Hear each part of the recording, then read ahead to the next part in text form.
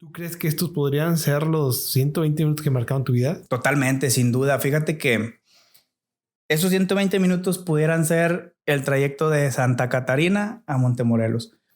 Este 6 de octubre yo estaba en un parque industrial en Santa Catarina y estaba cobrando un cheque. Me habla mi hermana y me dice, Gil se murió. Y yo, ¡ala! Así como que...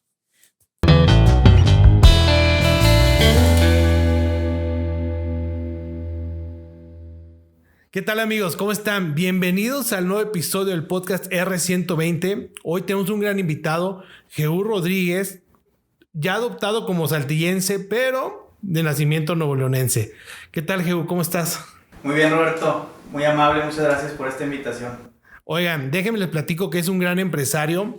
Tiene una agencia aduanal, pero está investigando nuevas áreas. Entonces, si quieres, avancemos un poquito, Jehú, con un poco de tu historia, de dónde vienes, dónde naciste, y cómo fue que fuiste llegando hasta una agencia aduanal. Claro, con gusto. Mira, yo soy nacido en la ciudad de Montemorelos. Es una ciudad al sur de Nuevo León. Es una pequeña ciudad. Yo creo debe de andar ahorita sobre los 150,000 habitantes. No sé, o sea, es algo chico. Ahí viví toda mi infancia. En la parte de la universidad me voy a Monterrey, estudié en la Universidad Autónoma de Nuevo León la carrera de Relaciones Internacionales con acentuación en Comercio Exterior y Aduanas. Entonces, empiezo yo en la parte de mi carrera y mi idea original era trabajar en migración. Yo me incliné mucho por la parte de migración y me tocó hacer mi servicio social en migración, y pues yo ya me veía como un gestor, como quien les iba a estar ayudando a las personas a hacer sus formas a los extranjeros y eso, ¿no? Después de eso, en el 2010, me voy a la ciudad de Nuevo Laredo, inicio en Nuevo Laredo como practicante en una agencia aduanal. Y en esta agencia fue que empecé a aprender todo acerca de logística, de transporte, de la documentación de Impo y Expo. Y así como resumida toda la historia, en Rodríguez Gil, que es mi empresa, mi agencia aduanal, nace en Nuevo Laredo. Empezamos a tener clientes de Saltillo, venía yo muy frecuente a Saltillo, mi core business es la industria automotriz.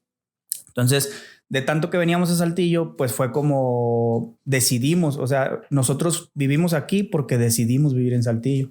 Entonces, esa fue la forma en que llegamos a esta ciudad. Ok, entonces, a ver, platícame.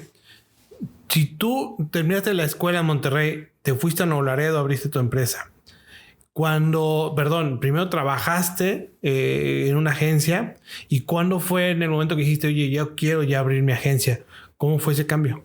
Fíjate que era algo, en ese momento era algo imposible para nosotros por la situación económica, o era imposible ante el ojo de cualquier persona, no para nosotros, porque pues gracias a Dios hoy existe por eso, ¿no? Te platico, para que tú tengas una agencia aduanal, dentro de tu acta constitutiva tiene que estar un agente aduanal. Quien tiene las facultades de importar y exportar cosas es el agente aduanal como persona física mediante su patente, mediante su autorización. Entonces, imagínate un muchacho de 27 años que necesitaba asociarse con una agencia, con un agente aduanal que ya estuviera consolidado, pues era como ni en sueños, ¿no? Sí. La verdad es de que yo trabajé nada más 2 años. Mi primer año dando servicio como servicio social, como prácticas. Imagínate, ganaba como 600 o 700 pesos a la semana, o sea, era nada. Y yo traía una Yukon que era de mi papá, entonces literal ni la gasolina sacaba. Entonces duré 1 año así, pero ahí aprendí mucho. Ahí lo que yo hacía era de que había 2 o 3 personas que no les gustaba trabajar mucho y me llenaban a mí de trabajo, y yo pues dame trabajo. Entonces yo terminaba haciendo el trabajo de muchas personas, pero aprendí mucho, y de ahí me voy a otra agencia aduanal, ahora sí ya contratado con un salario, pero pues estamos hablando que mi salario era en ese tiempo mi esposa ganaba más que yo. Yo creo que yo percibía sobre 9,000 pesos, 8,000 y cachito al mes. Entonces seguía siendo muy poquito, ¿no? Y pasa esto que ya tenía yo 1 año trabajando en nuestra otra agencia, pero yo vengo de una familia que todo el tiempo trabajamos en familia. Y hay algo muy importante que yo eso se lo agradezco a mi papá todo el tiempo, que él siempre desde muy chiquito me decía, Jehú, estudia, prepárate para que un día tengas tu negocio. Él jamás me dijo, prepárate para que seas el director de tal empresa o el gerente. Entonces fue como que algo que él me metió desde muy pequeño y yo siempre lo traje latente, el que yo iba a ser un empresario. Yo jamás deseé ser el director de Nestlé o el comercial de Gamesa. O sea, yo no deseé ninguna transnacional y de alguna manera ya traía como esa cosquillita, ¿no? Entonces, en esta época que te digo que mi esposa ganaba más que yo hay algo muy importante que ahora sé por qué lo hice, en aquel momento no sabía, pero de alguna manera tomé la decisión y yo le digo a mi jefa de ese momento, le digo, ¿sabes qué? Prepara a alguien, porque para este tiempo yo ya tenía la cuenta más importante de la empresa. Prepara a alguien porque yo no voy a durar aquí, me voy a salir. Y ella se reía. Me decía, ¿cómo te vas a salir? O sea, pues... ¿Quién se quiere salir? Exacto, ¿no? Como que el proceso natural que ella creía era de que pues a lo mejor yo tenía que subir a otro puesto y otro porque ya me estaban dando las cuentas importantes. Entonces un día hablo con mi esposa, le digo, ¿sabes qué? Ganamos muy poquito. Con tu salario apenas si pagaríamos la renta, apenas si comeríamos, pero me voy a salir. Y literal, pues me salí. Y dije, así tenga que irme. En Nuevo Laredo hay algo que se le llama transfer, que es los cruces fronterizos en camiones. Y le dije, así me tenga que ir de chofer en un transfer, pero voy a hacer lo mío. O sea, tenemos que hacer algo. Y para este tiempo, habíamos tenido nosotros todo el tiempo, fuimos transportistas. Y en este inter de que te estoy hablando de estos años, nosotros nos habíamos quedado sin negocio. Después de haber tenido un negocio familiar muy rentable, pues nos quedamos en la quiebra y todos como que empezamos a trabajar cada quien en diferentes áreas. Y curiosamente nos quedó un camión que no pudimos vender porque no teníamos los papeles. Okay. Se nos habían perdido y quebramos la empresa, quedamos endeudados, pues liquidamos todos los camiones, vendimos todos los camiones para liquidar todas estas deudas. Y ese camioncito, que hasta la fecha lo conservo, fue el que se quedó ahí porque no teníamos los documentos originales para poder venderlo. Entonces, pues dije, me llevo mi camión. Y me llevé mi camión viejito para la frontera. Lo tenía en Montemorelos. Me lo llevé el camión viejito para la frontera y empezamos a trabajar. Gracias a Dios nunca hubo necesidad de que yo me subiera de chofer. Sí lo hice. De hecho, varios de los viajes los hice aquí a Saltillo, pero no fue mi función principal. Entonces de ahí empezó un camioncito y luego, oye, pues ya traigo trabajo, 2 camiones, y luego ya traigo más trabajo, 3 camiones, ya traigo más, 4 camiones. Y así fue como regresamos a la parte del transporte. Pero en este momento ni siquiera me imaginaba que podía tener una agencia aduanal. O sea, honestamente no lo veíamos nosotros viable como familia. Entonces para esto, en este tiempo que te digo que nos quedamos sin negocio y que cada quien empezó a trabajar en cosas distintas, mi hermana se consigue un cliente. El cliente, ¿lo podemos decir? No hay problema, ¿verdad? Sí, ¿no? Bueno, el cliente era Tequila Don Julio. Entonces era un cliente muy bueno al cual le exportábamos para Centroamérica, Suramérica, Estados Unidos, Canadá. Entonces ella consigue ese cliente y ella entra como comisionista en la agencia aduanal donde yo había hecho las prácticas. Pero yo llegué a hacer las prácticas por ella. Ella ya tenía ese cliente. Entonces solamente comisionaba por llevar esa cuenta. Entonces, fíjate que yo le decía, oye, ¿sabes qué, Rosy? No estamos creciendo en clientes porque pues a veces había mucha burocracia, el jefe no estaba pendiente, ignoraba lo que tú querías, no te daba oportunidad de crecer porque siempre era no, porque voy a no sé qué. Entonces él ya estaba como en una zona de confort y nosotros necesitábamos crecer. O sea, ni siquiera era que quisieras crecer, o sea, necesitabas crecer. Yo sí, claro. No había opción. O sea, era o creces porque pues no alcanzaba. Entonces, cuando yo le digo a mi hermana, ¿sabes qué? Tenemos que buscar otro lado. Ella, no, Jehu, es que ¿dónde voy a ganar lo que gano aquí? Le daba mucho miedo. Fíjate, después de que ella había hecho los emprendimientos anteriores, ella era la que dirigía la empresa del transporte y todos los que habíamos hecho antes.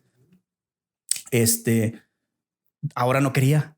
Ahora decía no, porque aquí tengo seguro este salario, ¿no? Este ingreso.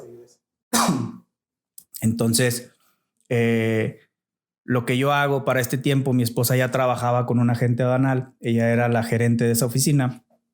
Entonces le digo, ¿sabes qué? Habla con tu jefe. Dile que si me recibe para platicarle el proyecto. Y mi esposa está loco, Jehu. ¿Cómo te va a recibir? Y yo, por favor, dile que me reciba. Dile. Y él está en Matamoros. Entonces le dije, por favor, dile que me reciba. Total que más a fuerza que con ganas, mi esposa consigue la reunión. Llegamos, nos sentamos con él en su oficina. Él, un agente aduanal consolidado, ya 30 años en el mercado, pues ya una persona muy seria. Le presento mi proyecto. ¿Y qué crees? Dijo que sí.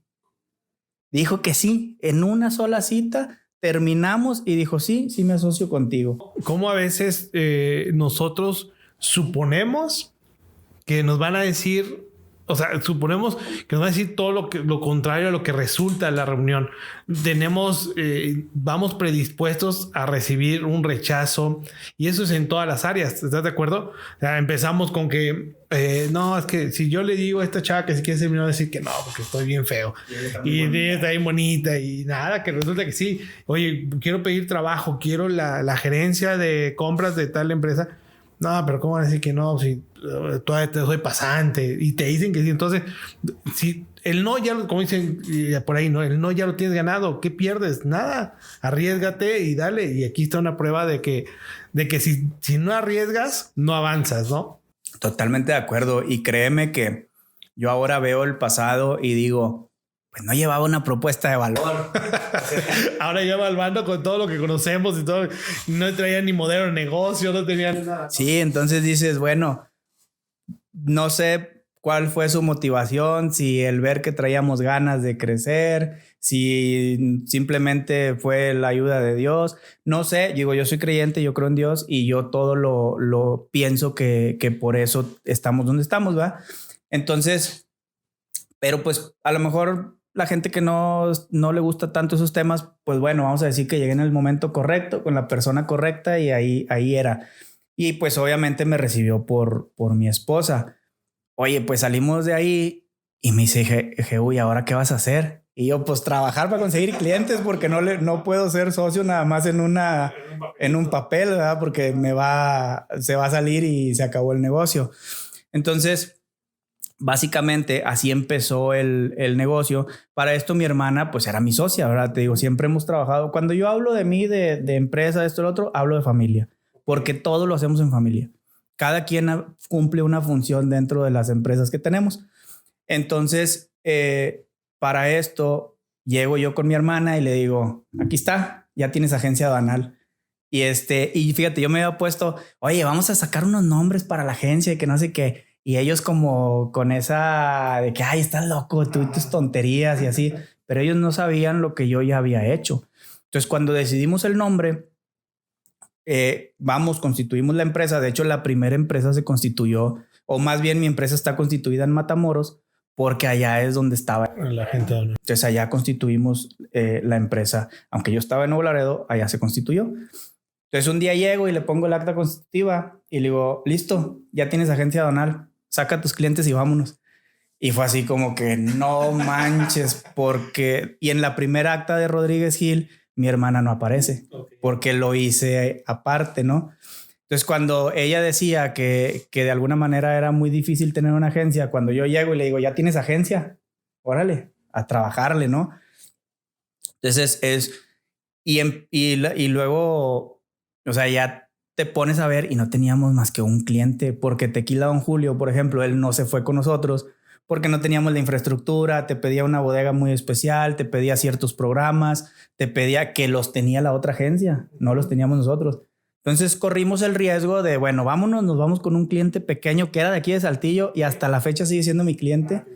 Entonces, de este cliente solo que nos pasaba, no sé, 30 operaciones al mes, que pues para una agencia no es mucho porque no es tan caro lo que tú cobras. Entonces, pues apenas si salían los sueldos, ¿no? Al principio éramos nosotros y mi esposa ponía su quincena, mi cuñado ponía su quincena para pagarle a la que nos ayudaba o a los otros. Entonces fue muy complicado al principio porque nos llegaban clientes y nos decían, oye, ¿me puedes financiar este pedimento? Paga 5,000 pesos de impuestos. Y tú, no tengo ni 5,000 pesos. O sea, ¿cómo le hago para financiarle? Ajá. Y era de que sí te financio. Y te lo juro que íbamos y hasta empeñábamos la laptop para conseguir esos 5,000 pesos y de esa forma darle el servicio al cliente y que a 30 días nos pagara. Entonces, de alguna manera fue como esa adrenalina diaria de estar viendo de dónde íbamos a crecer, ¿no? Oye, ¿sabes qué? Ahorita que te estoy escuchando platicar, veo en tu cara cuando hablas de familia, me quiero ir un poco más atrás, porque ya nos platicaste toda tu experiencia, pero yo quiero ir un poquito más atrás. Hablas de que tu papá te decía, tú vas a tener tu propia empresa. ¿Él a qué se dedicaba? ¿Qué hacían ahí en Montemorelos? Mira, mi papá toda la vida fue transportista. Mi papá fue operador de autobús, fue operador de Coca-Cola, después fue operador de autobús. Después, en los años 70 aproximadamente, compró su primer camión, un Torton, y en este Torton lo que él transportaba era fruta. Okay. Iba al sureste de México, iba a Veracruz, y en Montemorelos en ese tiempo había mucha naranja. Entonces, él transportaba naranja de Veracruz a Montemorelos y de Montemorelos a Veracruz, porque hay unas especies de naranjas distintas y que juntas hacen un jugo muy bueno, y ese jugo se iba de exportación de las jugueras. Entonces, él siempre se la mantuvo en el Torton. Okay. Y de ahí fue que él se volvió transportista.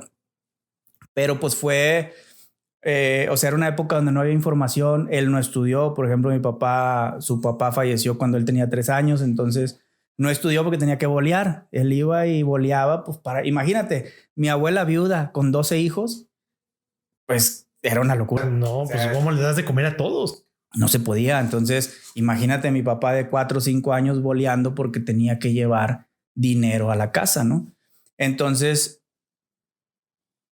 traía esa complicación de que pues no tuvo una educación formal. Sin embargo, mi papá es el hombre más responsable que conozco. Entonces, él siempre fue muy serio en lo que hacía, siempre fue muy responsable, y poco a poco se fue abriendo paso dentro de las personas con las que él trabajaba, ¿no? Y yo recuerdo cuando yo era niño había épocas muy difíciles, no sé, cuando se iba al Sorgo a Miguel Alemán y a estos lugares, pues nos ponía con los Torton, para la audiencia.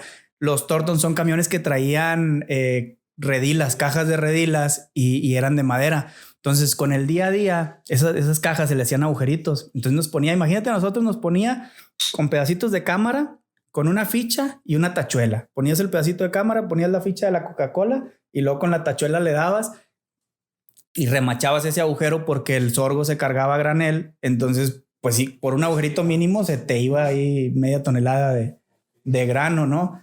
Entonces eran épocas difíciles porque recuerdo que a veces decía mi papá, tengo que enllantar el camión, y cada llanta, no recuerdo en aquel tiempo, pero valía, no sé, 3 millones de pesos cuando eran los millones, ¿no?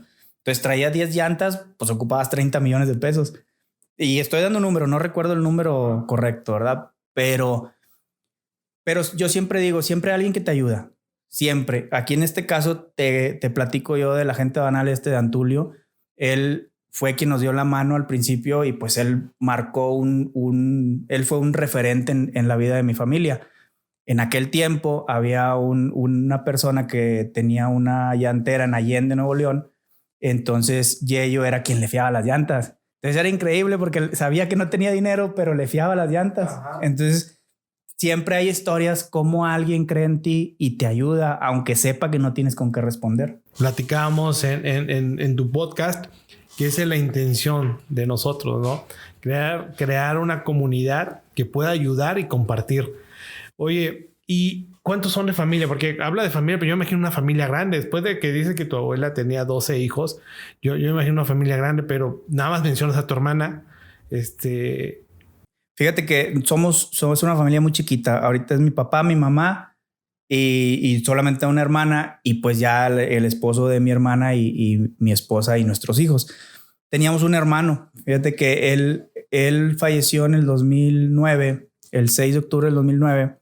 Él tiene un accidente en Villa Ahumada, Chihuahua. Creo que ya está pegado a Juárez. Y él fallece. Y en este momento fue cuando nuestra empresa transportista quiebra. ¿Por qué?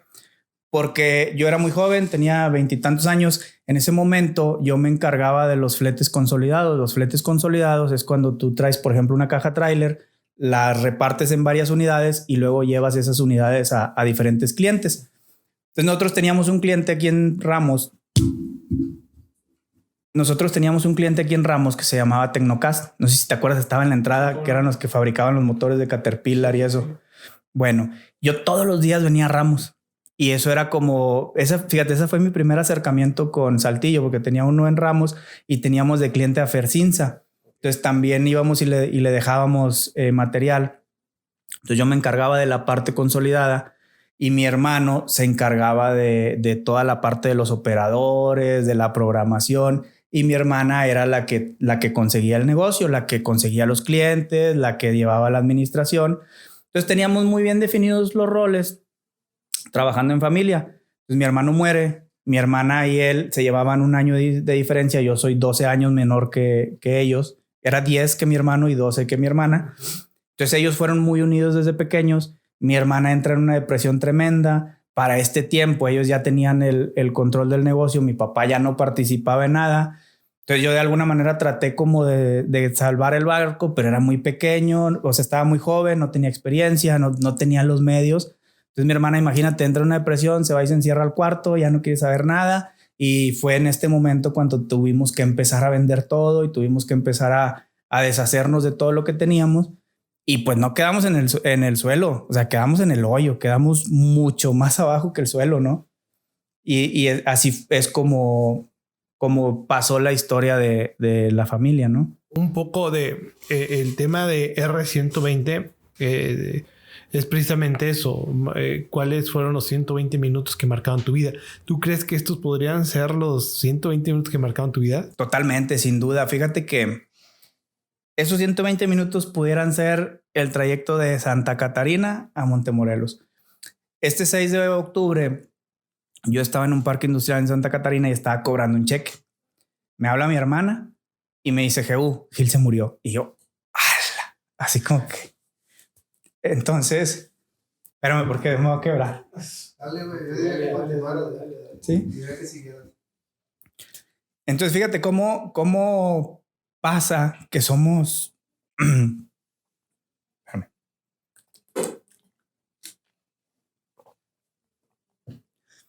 Yo era una persona completamente ajeno al sentir de los demás. Estaba muy joven. Traía ya cierto dinero en la bolsa, pues la fiesta, lo que tú quieras, ¿no? Entonces pasa esto y yo tenía apenas no recuerdo si un mes de novio con mi esposa y ella cumpleaños el 7 de octubre y estábamos preparando su fiesta al día siguiente. Era el día siguiente. Entonces yo llego, le digo, oye, Gil se murió, ayúdame, no sé qué, vámonos a Montemorelos. Y mi mamá, paso por una tía, por mi tía N, que es muy allegada a mi mamá. Paso por una enfermera porque dije, cuando le avise, pues se va a desmayar. Llego, y mi imprudencia, mi papá estaba moviendo un camión, me subo. Espérame porque...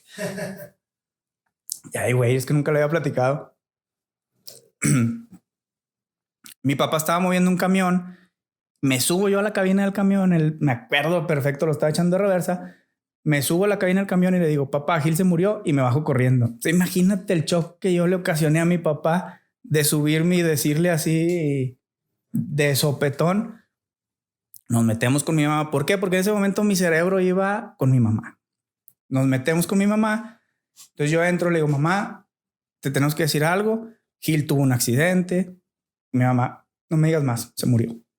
O sea, ella inmediatamente supo que él había fallecido y te puedo asegurar que desde ese día ninguno somos la misma persona. ¿Cómo la vida te pone en situaciones? Dios aprieta pero no ahorca.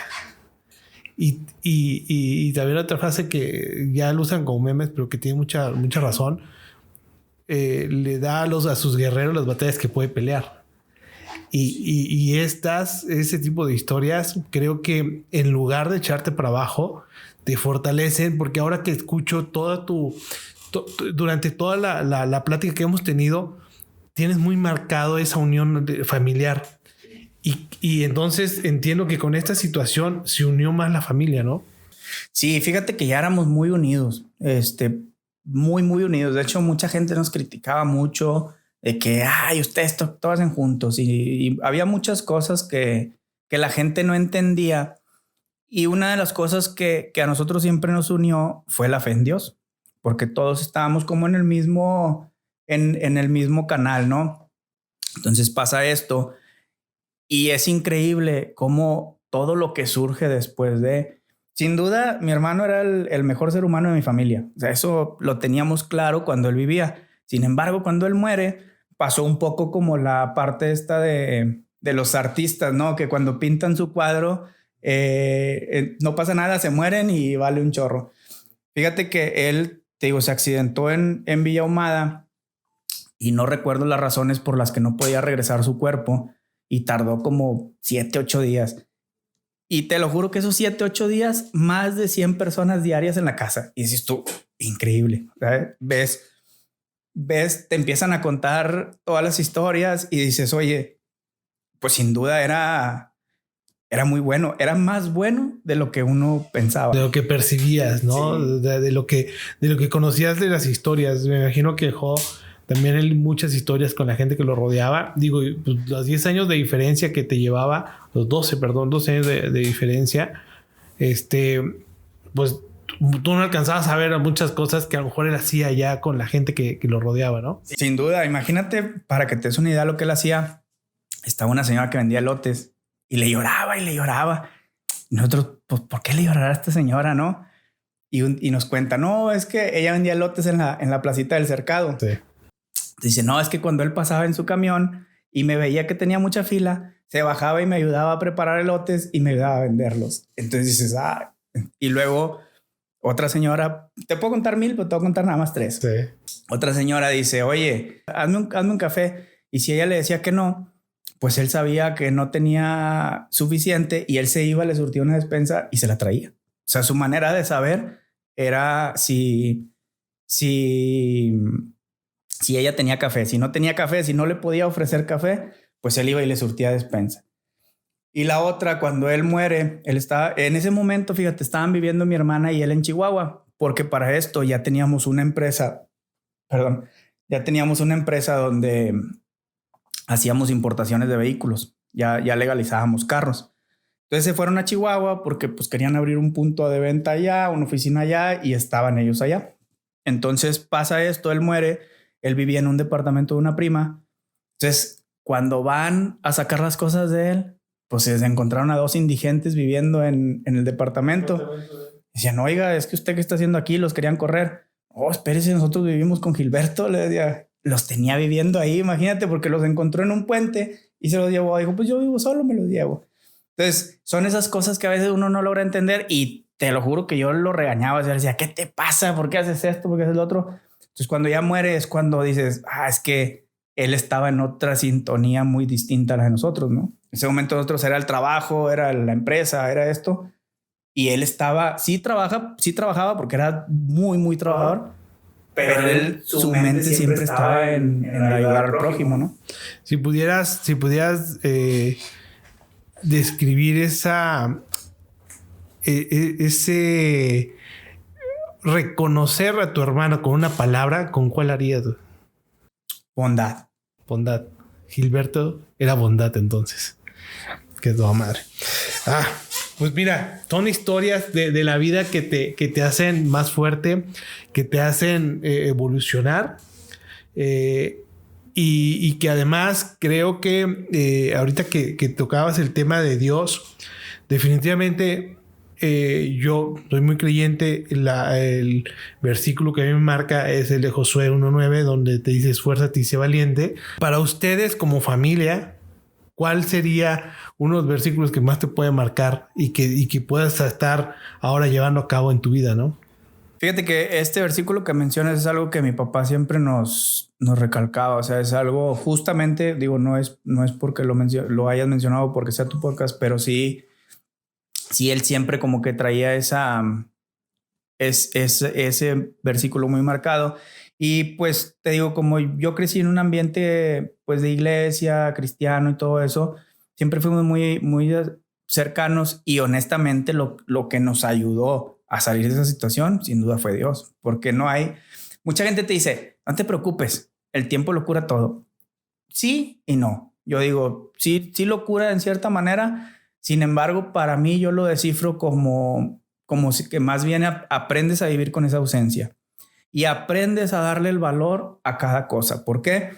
Porque ahorita a mí sí me dices, oye, es que vas a perder no sé qué dinero por el carro, tienes que vender el carro para hacer esto, va y lo vendo. ¿Por qué? Porque eso ya no es un problema.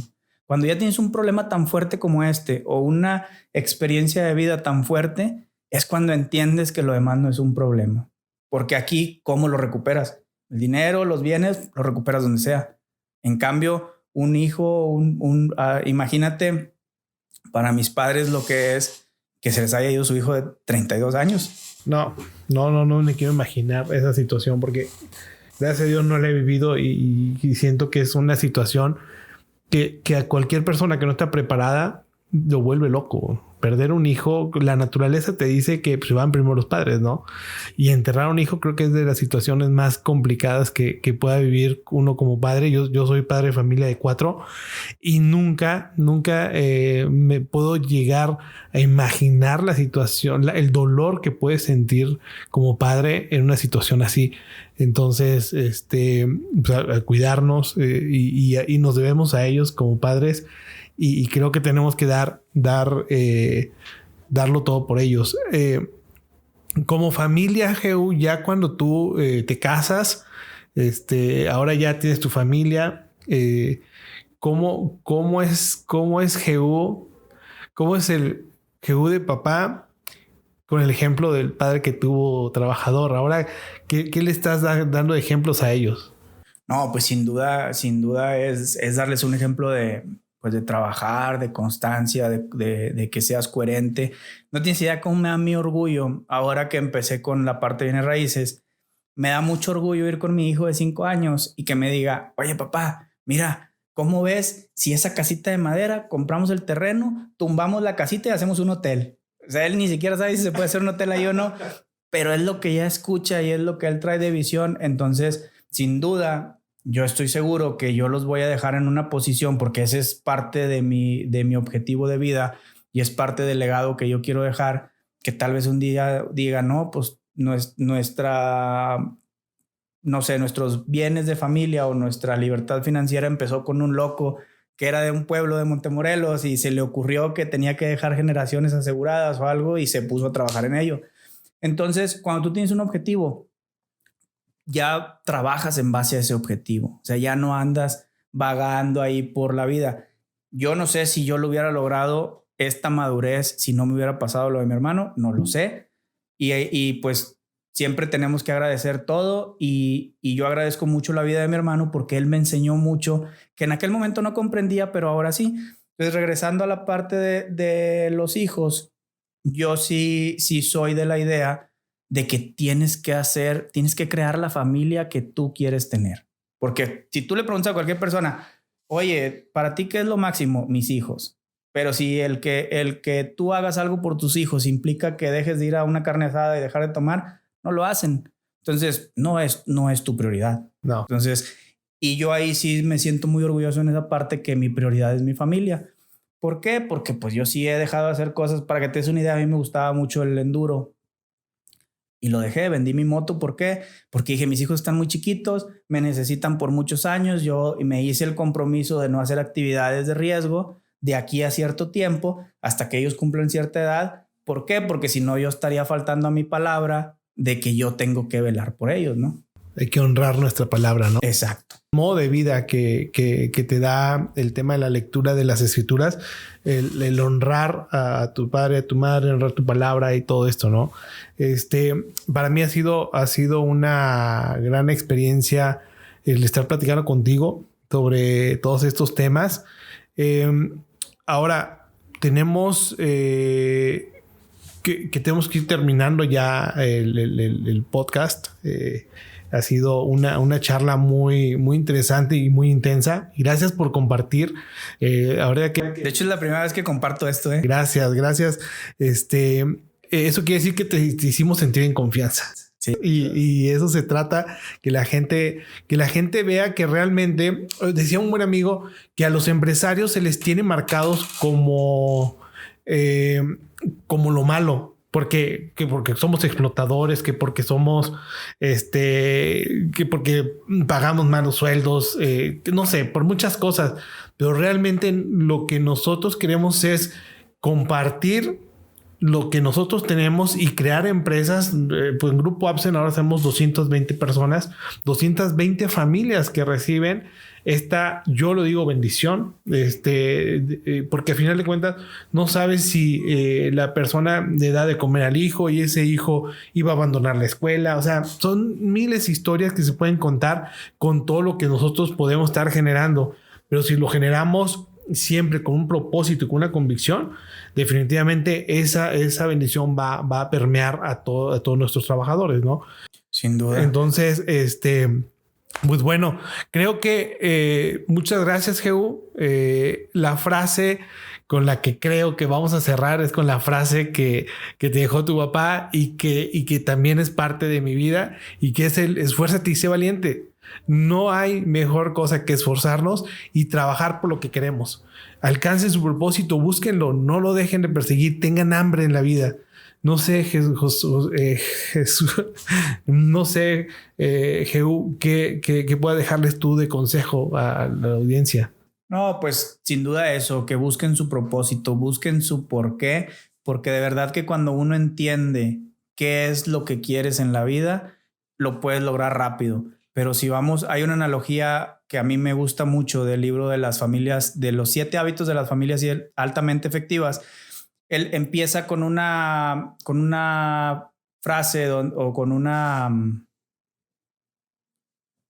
analogía de donde dice que un piloto de un avión siempre tiene las coordenadas de salida, del despegue y del aterrizaje. Y el 90% del vuelo va fuera de ruta. Va arriba, abajo, un lado al otro, pero siempre aterriza exactamente donde le dijeron, en la pista que le dijeron. ¿Por qué?